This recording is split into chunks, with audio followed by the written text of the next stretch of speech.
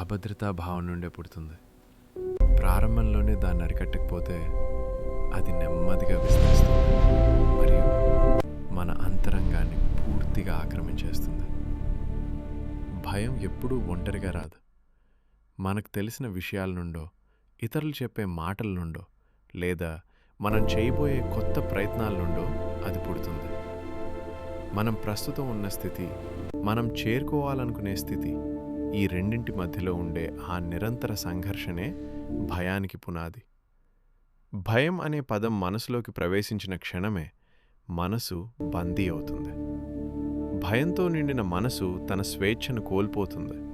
మరి స్వేచ్ఛ లేని మనసుతో ఎలా విజయాన్ని సాధించగలం? భయాన్ని ధైర్యంతో ఎదుర్కొనే వారికి మాత్రమే విజయం దక్కుతుంది. భయం ఒక కలుపు మొక్క వంటిది.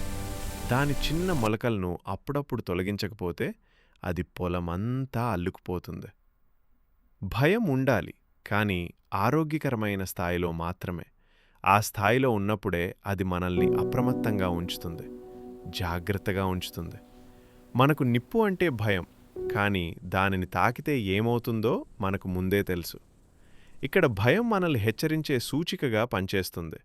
మనం ప్రమాదాన్ని గుర్తించినప్పుడు ఆ భయం మనల్ని నిలిపివేయకూడదు, దాన్ని అధిగమించే మార్గాలను వెతికేలా మనల్ని ప్రేరేపించాలి.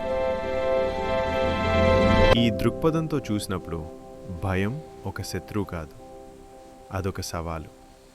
ప్రతి సవాలు ఒక అవకాశం, మనలోని అంతర్గత ఆధ్యాత్మిక శక్తిని మేల్కొల్పే అవకాశం. భయాన్ని ఈ విధంగా అర్థం చేసుకున్నప్పుడు అది మనల్ని పాలించదు, బదులుగా మనల్ని మన అంతరంగ సామ్రాజ్యానికి చక్రవర్తులు చేస్తుంది.